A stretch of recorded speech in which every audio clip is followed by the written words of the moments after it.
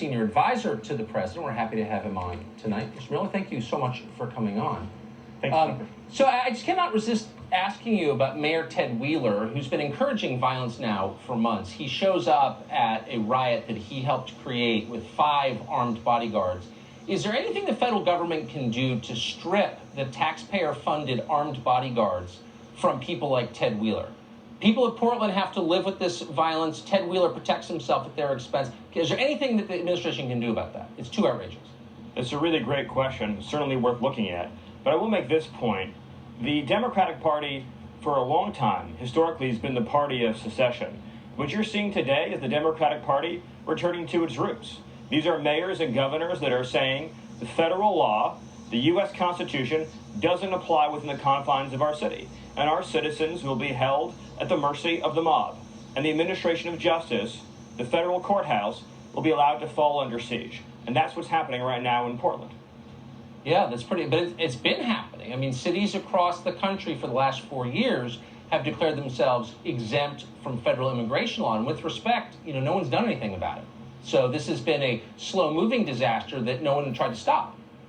Well, the mayors of these cities that have engaged in these kinds of lawless rebellions against federal law, against immigration enforcement, have engaged in unprecedented activity, and this administration, for the first time in history, has taken action to restore immigration enforcement after 5 decades of bipartisan betrayal of the American worker. You know this better than anybody, Tucker. For half a century, American workers were sold out, betrayed by politicians, had their jobs shipped overseas, and had cheap foreign labor imported to drive down their wages and take away the wealth that they need to support their families. And we've stood up to that, and this president has stood up to that. But let me tell you about Portland.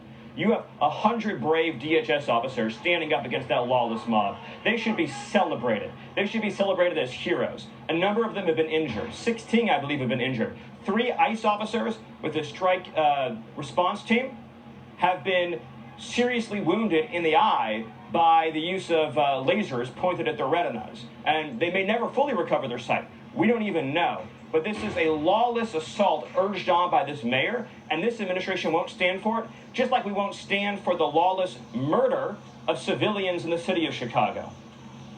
So what are you going to do about it in Portland? Well, in the case of Portland, number one is we will not let that courthouse be burned to the ground. We will hold that line, and we will enforce federal law, U.S. Code, Section 40, 315, that allows us to protect that building, or 1315, I should say. I would note, by the way, that the same politicians condemning the Department of Homeland Security voted for that law in 2002. And that law says shall protect federal property. And that's what we're doing. Just like in Operation Legend, to fight violent crime, different issue than mob violence, but to fight violent crime, it's the largest surge that has ever occurred to deal with the problem of violent crime. Now, that responsibility still falls mostly on the shoulders of police departments in our local communities, but this government is still going to step up and use DEA, FBI, ATF, and DHS to try to keep our citizens safe.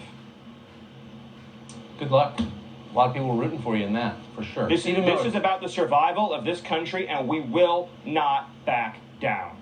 You shouldn't. Thanks so much.